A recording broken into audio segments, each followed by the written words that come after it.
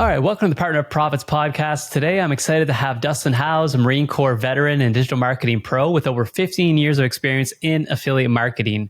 Now, Dustin's unique journey led him to create AffiStash, which is a top tool for finding and managing affiliates.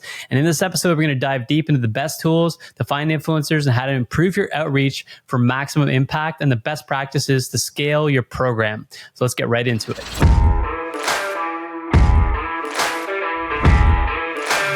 All right, everyone, welcome to today's episode. We are here with Mr. Dustin Howes. Dustin, how are you doing today? Oh, good enough, Joey. Thanks for having me. I'm excited to get into a lot of topics that we've been already talking about before we started this call, but what's something interesting about yourself that not many people might know? I'll do something super relevant and recent as I got attacked by a stray cat that ran in my house and started attacking my cat. So I had to grab it and throw it out the door and just absolutely tore me to shreds. And so I've been on antibiotics for the last week, just trying to take care of that. And that's the most aggressive fight I've had in like 20 years, which is great. Have you always had a tiff with cats, or is this the first time? First cat battle, I would say, of this structure. You ever see Tasmanian Devil? Yeah. If you've ever watched cats fight, that's exactly what it looks like. It just looks like Tasmanian Devil going in a circle. And I don't know how they do it, but when you stick your arms in there to try to separate it, this happens. And it's like a blender. Yes. Well, happy that you're still here and with us. By the way, you've got kind of an impressive background here, like Marine Corps veteran. So that's pretty interesting. Do you want to just mention what that background looks like and how you made it over to what you're doing today? Yeah, the Marine Corps was a very special time in my life right out of high school, and it gave me the discipline to go to college and be an entrepreneur and do the things in life and just grow up as a man and as a person. And I still hold those skill sets near and dear to my heart today. And it doesn't translate whatsoever into the digital world. So, except for the discipline factors. But it is rare when I come across other Marines in this industry. And once we do, we instantly hit it off, which is a great starting point for a conversation. Yeah. Well, I think discipline is like one of the biggest gifts that you can give yourself. And if you can develop it and maintain it. So you have an unfair advantage, I think, to most people. I know for myself, I would have loved to have had more disciplined upbringing. I think I had a good one, but then I learned like what discipline actually means as an adult and having kids. And I'm assuming you've got some kids here because you've got World's Greatest Dad Award, which I'm assuming it's either your kids awarding you or it's self-rewarded. Yeah, and I've only won 2 years. They're 8 and 10 now, but I'm hoping for 2024 I might get that award again. We'll see what happens. I mean, I heard you're in the running as well. Yeah, I've got a 4-year-old and a 1.5-year-old. So things have changed. Discipline is taken on a whole new meaning on many levels. But it's been great, man. Greatest thing ever, becoming a father. Oh, totally agree. And everything we do is for our kids and our next generation.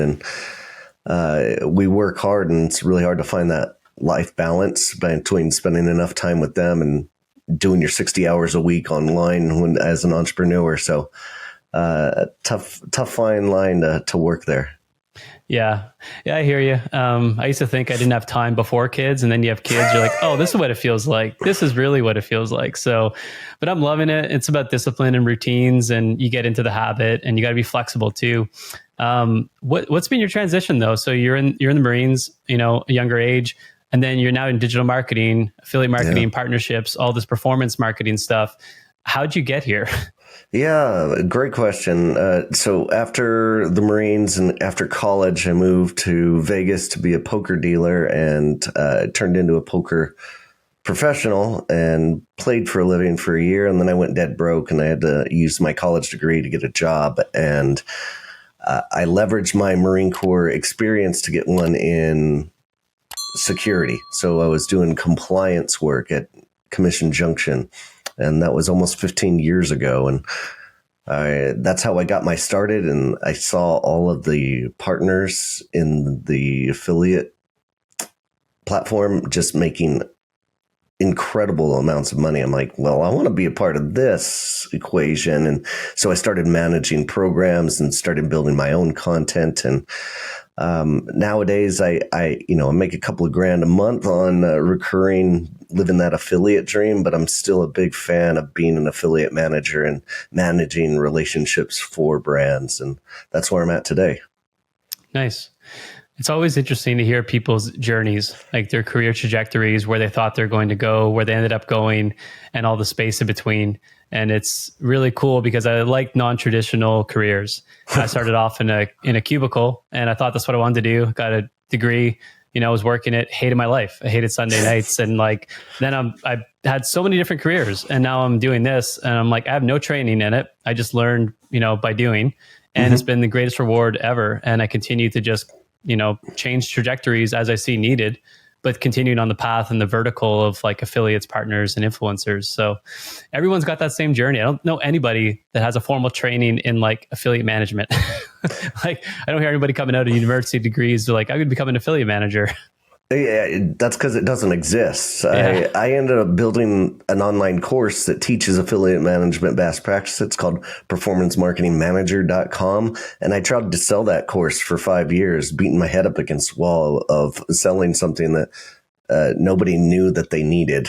And and eventually I just got tired of trying to sell that and pitch people. And I just started giving away all of my content for free on YouTube and interviewing others that were in the space and picking their brain on how to be good affiliate managers, and the community's built up, and I still have a lot of friends from all of this journey. But people don't know what they don't know in affiliate management, and I found it really weird that there's this thing where once you get like 2 to 3 years of experience in affiliate management, you think you know everything. And then you get to like this 5-year mark and you're like, oh, I didn't know all this stuff. And then you get to that 7-year mark. I'm like, I know nothing about this industry.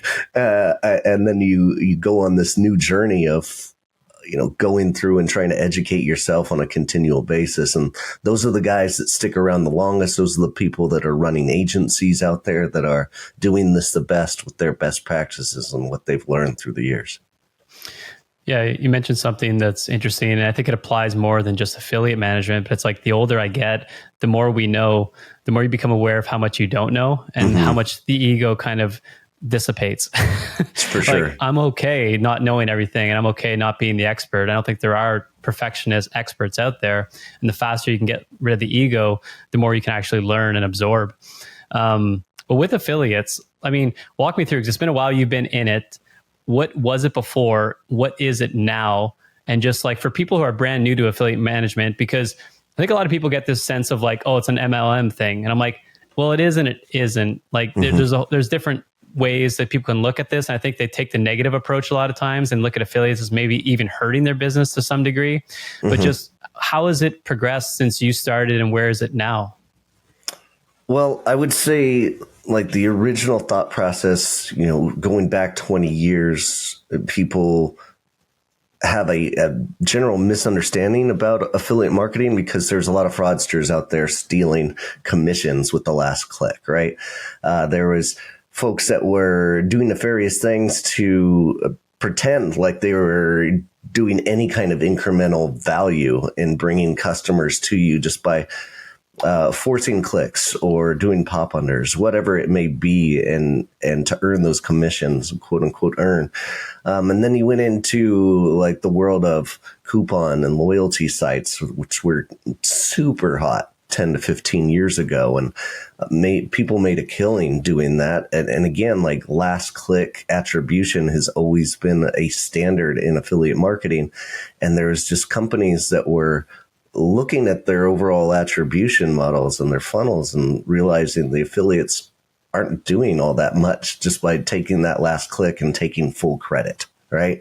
So affiliate got a bad name there for a while. And I think it's made a complete turnaround and comeback that now that companies have woken up and they're looking at this incrementality vision of, hey, we need content sites and we need influencers. Those are the guys that are actually should be getting paid for bringing these customers that eventually sign up. So I've seen an incredible transition into that influencer world, and there's a lot of education going into helping influencers who have an audience but don't understand affiliate marketing, and getting them links to and understanding of how affiliate marketing works and how can it be even more powerful than anybody buying their sponsorship, and how they can actually make more money doing it through affiliate marketing and having the right message and the right audience that matches that product. So it's been a journey, and I think it only gets better. Like, the better our technology gets, the sharper everybody around us in this industry is becoming. It's interesting. I remember coupon sites, and they're still used to this day, but there are some things that as you grow as a bigger company, as you have more marketing channels, you're spending more on acquisition in different marketing channels, it starts to add up. And then you're also paying a commission sometimes on the last click, but you've already like fed the funnel with marketing from Facebook ads or other ads, and then someone's just capturing that last click. What are other like mistakes though people do? Like, let's say someone is interested in affiliate marketing, they get it, they want to do it. What are typical beginnerish things or just things that you see across the industry that people aren't doing? And it's kind of like cringe. You're like, oh man, don't do that. Like, you should really be doing this. Like, what are some best practices and things to avoid?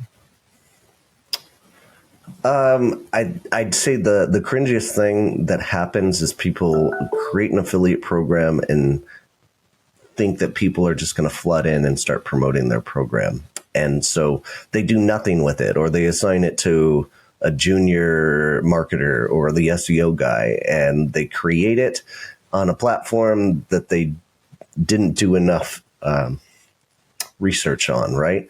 And they didn't come up with a strategy of, oh, these are going to be our partners, and this is what we're going to be offering to our partners. And our offers are different commission levels for these partners than they are for those partners. And without a really proper strategy, the program is going to be destined to fail. I can't tell you how many times I've had clients come to me and say, hey, we tried affiliate for the last 6 months. Nobody's joining the program. We don't know why. Here's the offer. I'm like, what are you pitching to people? Like, oh, we're not reaching out to anybody. Nobody's coming to them. And people don't understand that this isn't magic. This isn't a set it and forget it channel. Like, you can do this with Facebook ads. You can do this with Google ads, and you can create a strategy and let it start running and pay your money.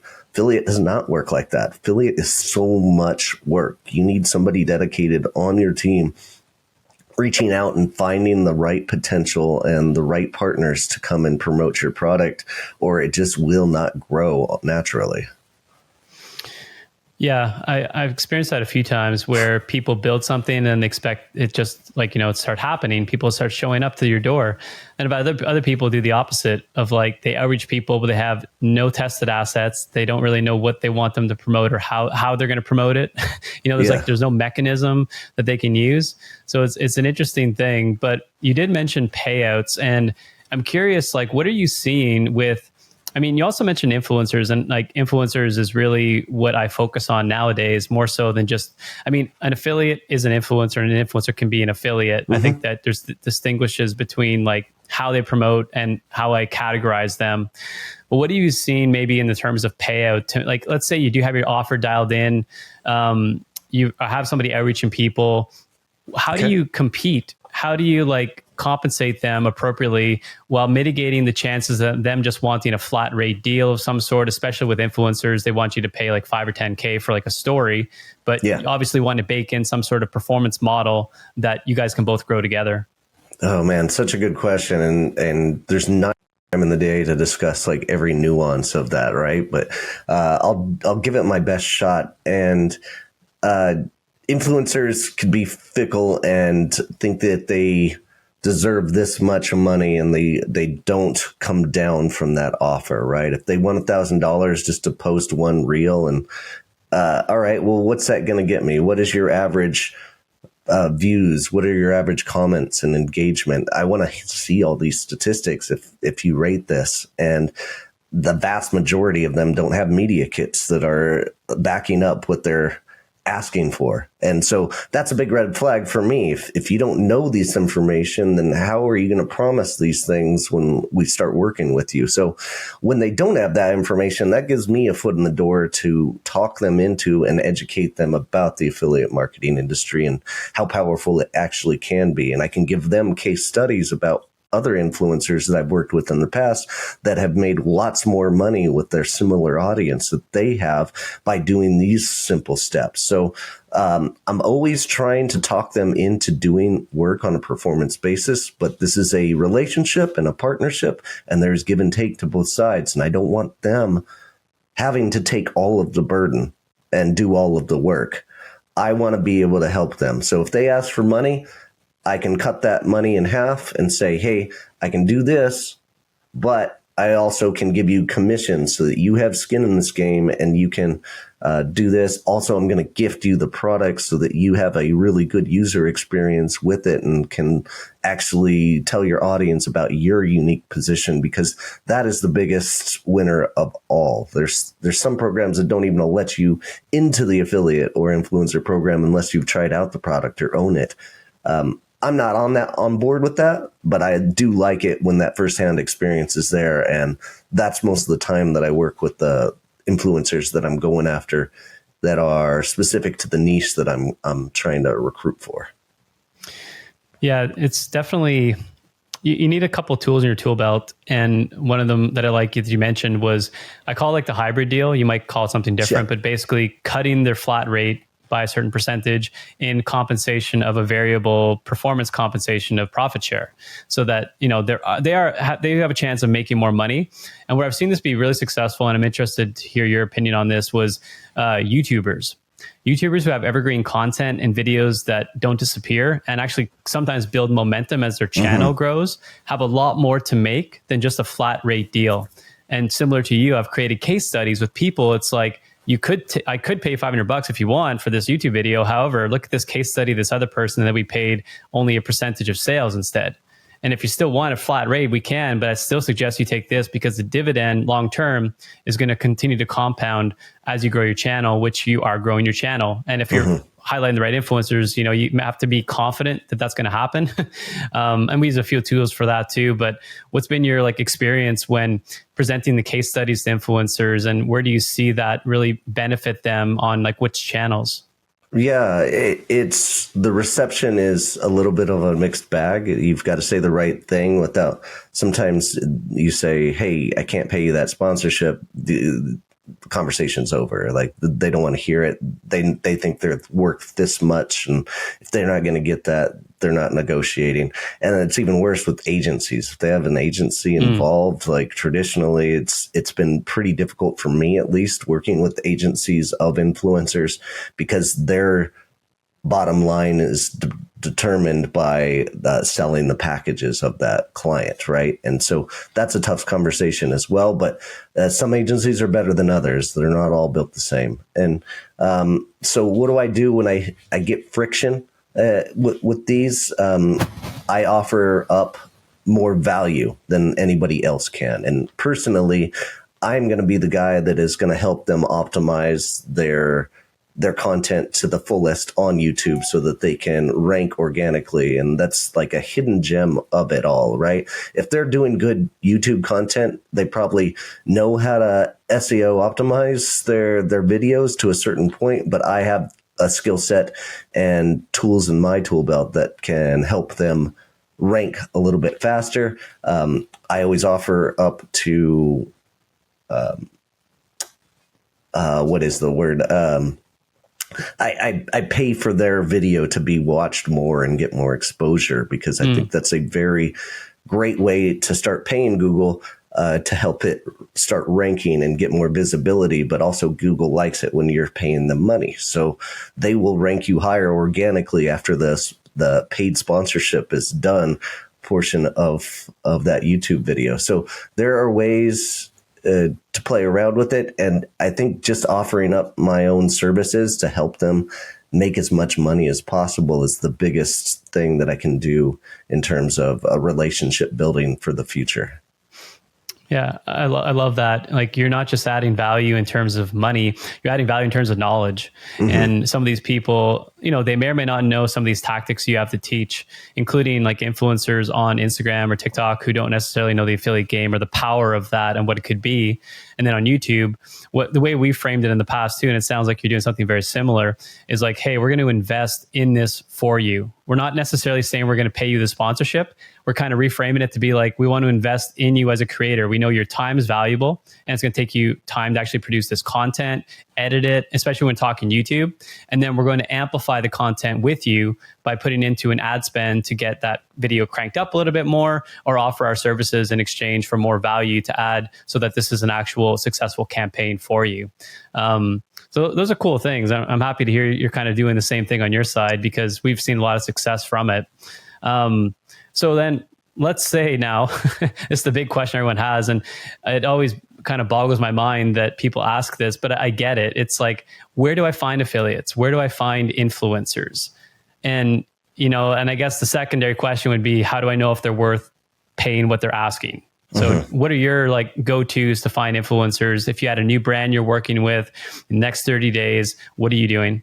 Yeah, great question. I use tools. So I love automation, as to utilize it as much as possible in my life, so that I can make the tasks that I actually have to sit down and use my humanistic side, and I can concentrate on those. So as much time as I can earn back using AI and tools, I absolutely do it. So I also own a SaaS product. It's called AffiStash, and I built this tool to be the best tool on the market to go and find affiliates and influencers that are ranking for keywords that your brand wants to go out and find. So I use my own tool personally to build lists, big lists, hundreds, if not thousands, and very specific niche keywords and niches. And so I utilize that. I also use Upfluence. I find a lot of value in Upfluence, and it's an expensive product, but I buy into it. I use Ahrefs and SEMrush and find the people that are ranking for those keywords as well. But overall, like, every tool that I use and build that list is still going to need that love of personalized outreach. And that is the true key of an affiliate manager that knows what they're doing. Because if you just try to bast and blast and throw out this wide net, it's not going to work the way you think it should. You have to get in to every single email and person that you're reaching out to and say, hey, really love that piece of content, and being very specific about it. And I think this kind of message would work with our audience over here. And we have this to offer you. And trying to condense that into 3 to 4 sentences in your opening email is an art form of itself. So this is something that you just have to practice and continue to do and try. And it's something I love. It's a challenge for me every single day that is new. And it keeps me young and keeps me wanting to go out and continuing to build the affiliate programs that I'm tasked to build up. That's awesome. I love tools. And what you're mentioning too is like the systems of the tool. And whenever I'm thinking of, when anybody asks me like what software I should use, or what software they should use for that matter, and I'm like, well, what's your system look like? They're like, oh, we don't really have one. I'm like, well, then you shouldn't be asking the tool. The system's more important than the software. Like AffiStash might be a great thing to use, but unless you know how to use it, how to nurture, how to outreach, how to message, it's going to be maybe useless to you. It might provide, but it's not going to get the fullest extent of the possibility that it could if you have the right system in place. I think people miss that. Such a good point. Such a good point. Like there's 3 big things I tell people that if they haven't done these things yet with their affiliate program, you go and do them immediately. First is create partner personas. So take the ideal partner that you want to go out for, and it's just like an ICP, your ideal client, right? You're doing this for your ideal partner. So figure out what motivates that partner. Get 3 of these ideal partners and their personas, and then go build lists ideally on those personas in particular, and how to get a hold of them, and what's going to motivate them. Those are all really essential parts of this. The second thing is to do a competitive analysis. So go and find 3 other brands that are close to what you are that have affiliate programs, and go join those affiliate programs. See what they're offering and how you can beat it. How can you offer more than what they're offering? And if it isn't commission wise, what can you offer in value to those affiliates that's going to put that over the edge over the other brand, right? And then that third and last one that I absolutely think brands just completely forget about is like the humanistic feature of this. Like, you are a representative of a brand and of the brand's affiliate program, and that can be a tough task to put on somebody.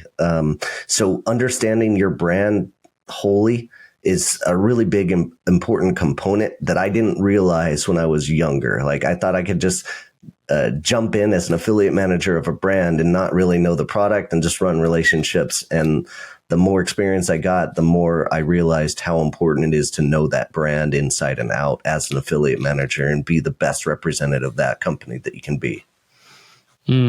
That's powerful. I like the idea of separating your customer avatar from your partner avatar. It's not always the same person, which is interesting. But people listen to a podcast of a 40-year-old might be in their 60s. So if your avatar is a 6-year-old customer, who are they watching? It might not be a 6-year-old same customer avatar profile. And then something else too we've done, and like talking about best practices. Now, depending on this, like the value of your product, I'm all about sending more products than not.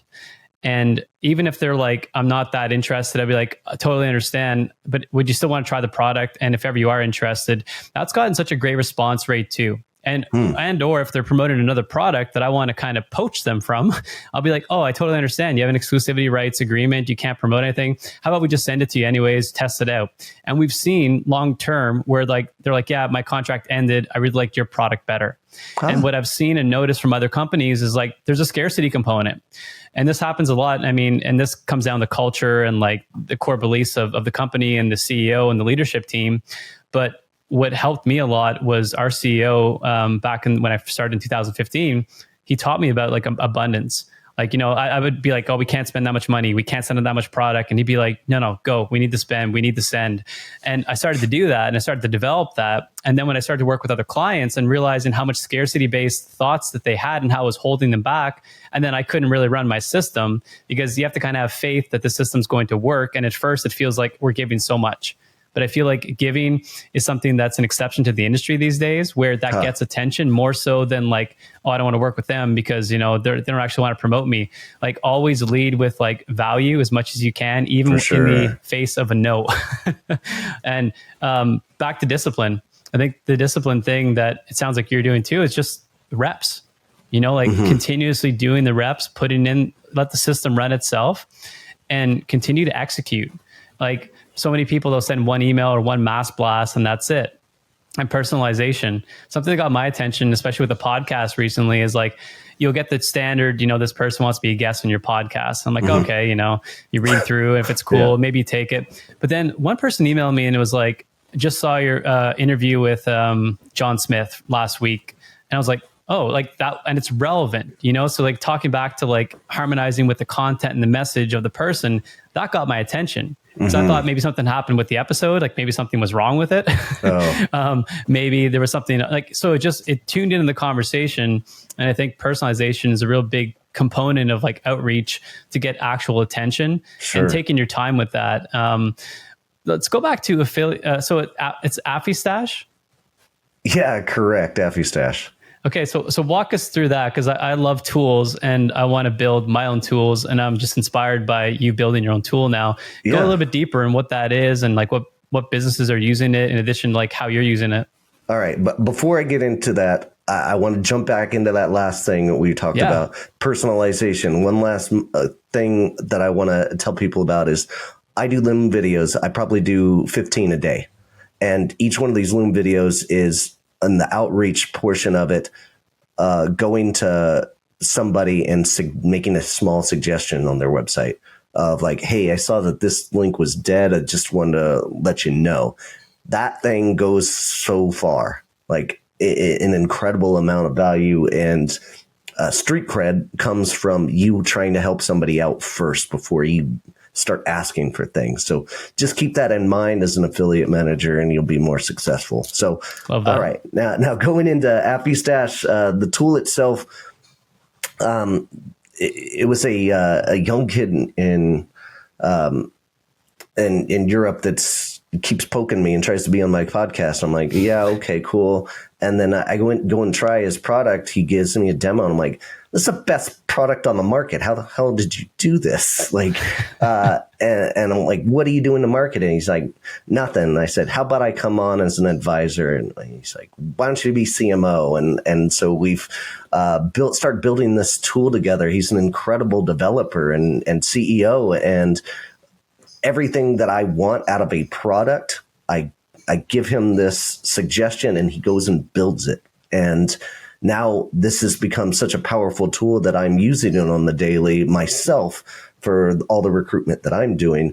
And we're selling this to affiliate managers and everybody keeps coming up with like, why is this only $100? Like I'm paying $500 over for these other tools and they're not as effective. And, I'm trying to help out all the affiliate managers out there. Yes, our prices are going to go up, obviously, but for right now, like we're just building this brand out to help affiliate managers make their job easier. And the best way we can do that is finding contact information. This is a contact finding scraping tool. So we're using some APIs with other products and putting it into one dashboard. And my whole entire goal is to like have this as a one-stop shop for affiliate managers where they are spending all of their time in our dashboard and the affiliate platform that they're in. And that should be their only place of work. I mean, we have drip campaigns, so you can create your own 5-step email campaign reaching out to the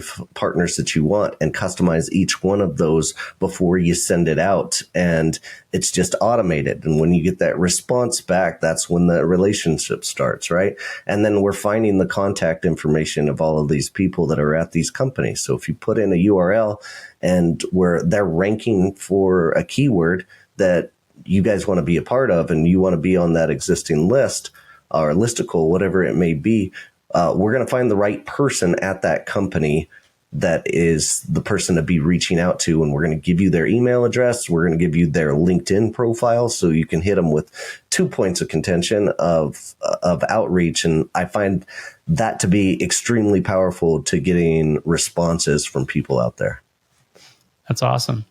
And just so I understand the tool a little bit better, so it acts as a kind of a prospecting tool, scraper tool, and then you're launching outreach from it. So you can set up autoresponder campaigns. Whenever you have a win, so a relationship comes in, they say, yes, I want to work with you. How does that integrate, if now or later, into an affiliate platform as to getting them set up with tools and links and codes? Is that like you're basically extracting them and putting them now into like your CRM or something different, or is it still within the platform?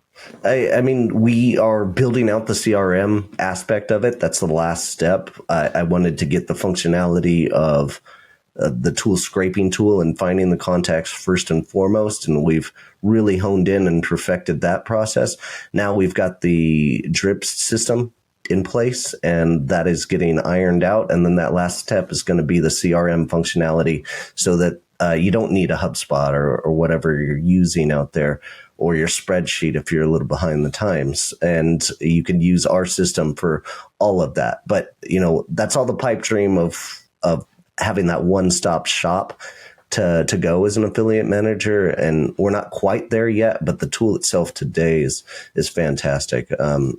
One of the really cool features that we just launched is a lookalike feature. So you put in any affiliate website, and I'm going to pound out 100 ones that are very similar to what that is. And we also launched a Facebook group finder as well. So that's been really popular as of late. Oh man, that's great. Well, we're gonna chat about that. And what's the price point on it now? It's $97 for 450 contacts, and that's like 450 lookups of websites for any given keyword that you want to do throughout a month. That's amazing. Yeah. Congrats. And I'm looking forward to the next implementations and features. And that's cool too, because I'm sure you're experiencing this is like, as you use it, you have the unique ability now to use it from your own perspective, being in the position. And now you get to do features to it and kind of add and build onto it as you want, versus someone else who comes up with a concept who's never really using it. I like the idea of someone who's actually testing it, using it day to day, having other people give them feedback on it, putting in new features. Yeah. I mean, the SaaS life is tough. There's going to be bugs, and I'm using the tools so much that I'm running into them every once in a while. And luckily I have an incredible developer who's also the co-founder that is just taking care of business when we find these things and knocking them out. And it's great to have that feedback acknowledged and like implemented very quickly, rather than going to a product that you love and it gets on their docket for 6 months later. Like, yeah. And let me tell you guys, whoever's listening to this, if you guys have an experience like prospecting tools, $100 is a massive steal. Like some of these things out there are super expensive and too much horsepower for what you need. Yeah. Like, let me tell you, there's like enterprise softwares out there for like 50 to 100K a year, and it is not worth it. In my opinion, you don't need all that. And I still use Sheets sometimes, but like I understand the power of tools, but I also like to rely on Sheets because they don't go anywhere. Like they're still around. I can still use them. I've got really good systems around it, but including something like this to an extension of a brand's outreach program, I think it's a no-brainer. What's the website that people can go to check it out? Yeah, AffiStash.com, AffiStash. Okay. We'll put in the show notes too. So anyways, I'm interested. I'm going to go actually check it out after this recording. I like the Facebook group thing too. we've never been able to bring that into a lookalike or a prospecting tool yet. So that's a cool one. I mean, there's very powerful groups out there, and getting into the groups, getting accepted into the group, and then starting to, associate with the group and provide some kind of value into that group. There's a lot of power in that. And then being able to reach out to those guys in the group individually eventually they can be some powerful people and some really high potential affiliates, because you guys already have a certain, combo of passion for whatever the product is and the niche. That's a good starting point for a relationship in the future. Yeah, that's cool. And we've prospected Facebook groups and people, but it's been definitely a challenge and hasn't been top of mind for us. So that's a cool feature. Let's talk about AI, because we briefly talked about it before the call. And, you guys have some cool platforms. You're also like, you're serving a lot of different brands, a lot of different clients. One of those being one of my favorites, which is an Inflektion, which uses AI. Can you talk just regarding how AI is implemented and why it's so advantageous for brands? And this is just like my opinion on what Inflektion does for brands as far as increasing conversion rates when working with influencers, especially as you start to get a good portfolio of great influencers you're working with. Yeah, absolutely. And I signed on with Inflektion not too long ago. And the reason I did it, because I want to make a difference in this industry and work with technologies that are headed in the right place. So the biggest gap that I've ever seen in affiliate marketing is getting people to understand, like, here's your link, and I would love to build you a co-branded landing page, but I have to ask my internal team to go and build that. That could take months. Literally months for us to build a co-branded landing page.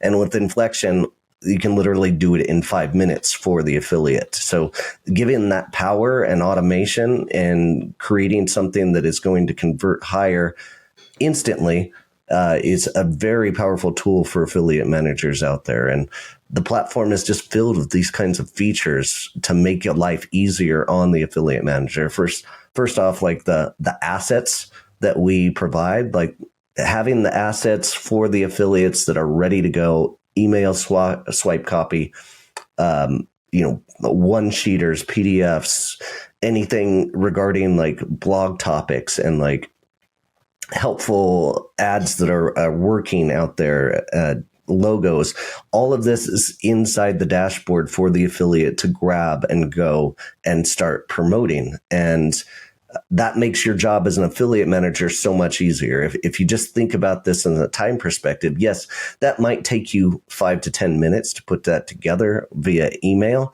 but that's 5 to 10 minutes that you've just saved over 100 times in the month. And that stuff adds up. That gets you more time to do other things that you want, including outreach. So the expediency of onboarding with affiliate partners is out of this world in comparison to other platforms that I've worked with in the past. And I've worked with them all. I've run programs on every single platform out there that you can think of. And this by far is the best that I've ever come across. And that's why I was so excited to be on board with these guys. Yeah, that's really cool. And technologies are going to continue to evolve. One of the things that I loved about it, and you mentioned it, was the fact that like I can build it. Like, before, and we've done this for years, like when some of our top biohacking influencers, we started to do co-branded pages, which is essentially their image, their testimonial, their assets on the page. It looks like it's their website almost to some degree. Mm-hmm. And that increased conversions on average, sometimes 5 to 10%. And that's like a truly remarkable number when you're paying somebody, because like some of these influencers, they cost a lot of money, even if you're doing a bit of a split commission thing. For sure. So you want to put everything in your advantage. But the problem was we had a bottleneck in our development team because we had to custom code everything. And so whenever, the Inflektion guys showed me how to use the software, and it's all, it's called WYSIWYG. What you see is what you get kind of software where you can drag and drop things easily, no matter if you're a developer or not. Anybody can do this. And if you're working with any high-level influencer that you're paying for, or you just want to see better results and get the influencer to adhere to using their link. Because like if I create a co-branded page for somebody, a vanity link, a hero link, whatever you call it, it's their link. They're proud to use that link. You know what I mean? Yes. You just added a ton of value to them instead of giving them some sort of like long affiliate hop link that's ugly. Like give them the nice link, give them the co-branded page, see the increase in conversions, develop that relationship. And then that's also a long-term value add to them and their audience that you can continue to evolve their page too as you get better assets and better testimonials. It's been a game changer. Like I love what you guys are doing there. I'm a fan of it. I talk about it a lot on the podcast, obviously. Great. But yeah, I'm excited to see where that continues to grow and to continue to get built out to, because it's a remarkable software. Yes, totally agree, and love the link processes. Affiliate links are traditionally pretty gross looking and can be confusing to the affiliate when you hand them this monster of a this thing equals like UTM parameters are just not innately understood. So the short link process is pretty incredible, and there's some hidden value to it as well, SEO wise, for the brands that are using this, and they can get affiliates to improve their SEO value. That's a double whammy. So really cool technology, and I just love what Hafiz has built out here. Yeah. And one other cap to that is like podcast ads. If anybody is the game at the level of podcast ads, you need vanity links. Like, you can't rely on just go check out. If you can't attribute it, you can't measure success. So for us, the game changer was vanity links, but then the co-branding of it was like the perfect marriage of the two. And you guys are doing it all now. So that's awesome.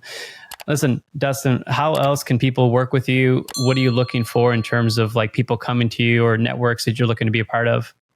Well, I call myself a networker at heart. Like I am my favorite network marketer. That is what I'm good at. I like connecting people. Even if I'm not the right guy to help you, I will find the people that will. So I'm always open to 15-minute conversations. I'm always open to help people and point them in the right direction, because my mindset is always to be helping others above me, which is detrimental sometimes, but it's the person that I am. So don't be afraid to reach out on LinkedIn. Very easy to find. Dustin.Howes at Inflektion.ai or me at DustinHowes.com. Easiest way to get a hold of me. Awesome, man. Well, that concludes the formal part of the podcast. Now we get to do a fun, personal, rapid fire question session, which helps me develop better bonds, understand you better, and lets you connect better with the audience as to like what's behind the business side of Dustin. So if you're ready, we do top 10 questions. It's first thing that pops in your mind, and it's got to be short. So we're going to start with the first one. Favorite food? Doves. Okay. Best memory?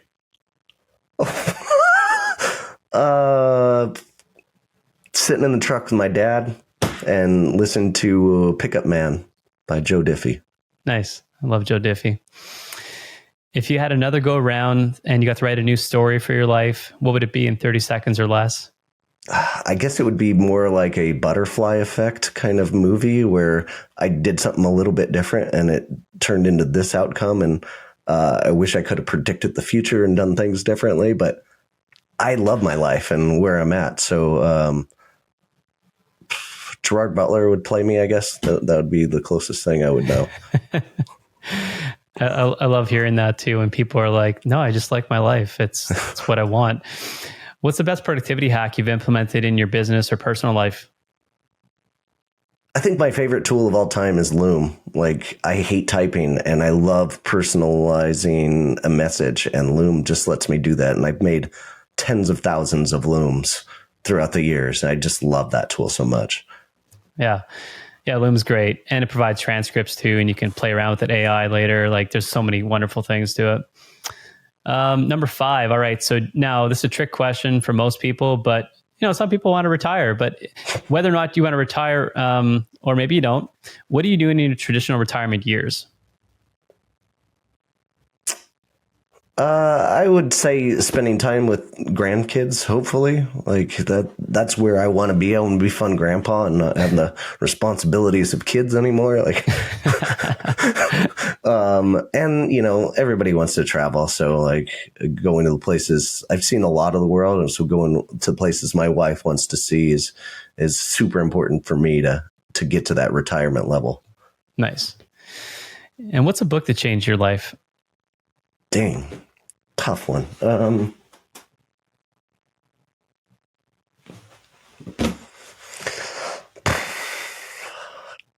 don't Da Vinci Code. Let's go with that. I don't know why I love that book so much, but that's the beauty of it. You don't have to think it doesn't have to be the most impactful. It could be like, oh, that's the one. It's coming in. The universe is telling me that's the book right now. 7 Habits of Highly Successful People. That would probably be a better answer. Yeah, that's a good one too. We go a little bit deeper on this, but what do you want to be remembered for? Making people smile. I think that's my ultimate goal every day is I get the most satisfaction of making a quick joke on my toes and making somebody smile, and making their day a little bit better makes my day even much better.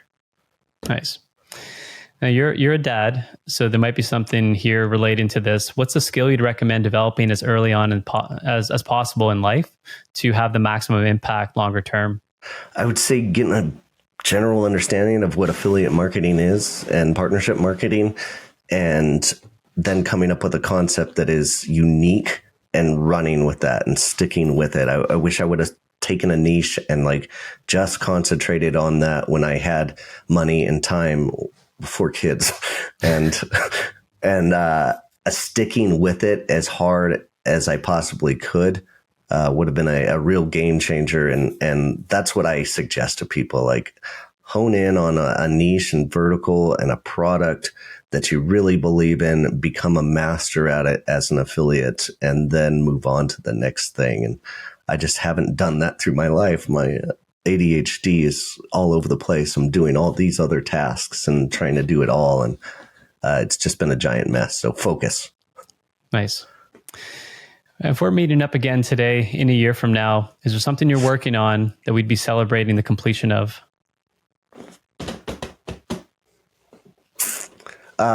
I want AffiStash to be known around the world as the greatest tool for affiliate management, and I want to sell that company for billions of dollars. So that's what we're shooting for.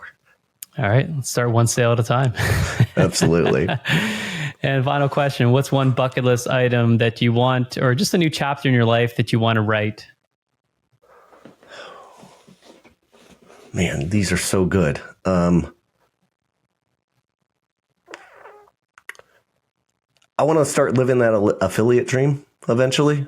Like everything I do, and I make a couple of grand each month doing referral marketing and helping others and pointing people in the right direction and like content. But ultimately, I want to be a creator full time and be able to make $50K a month.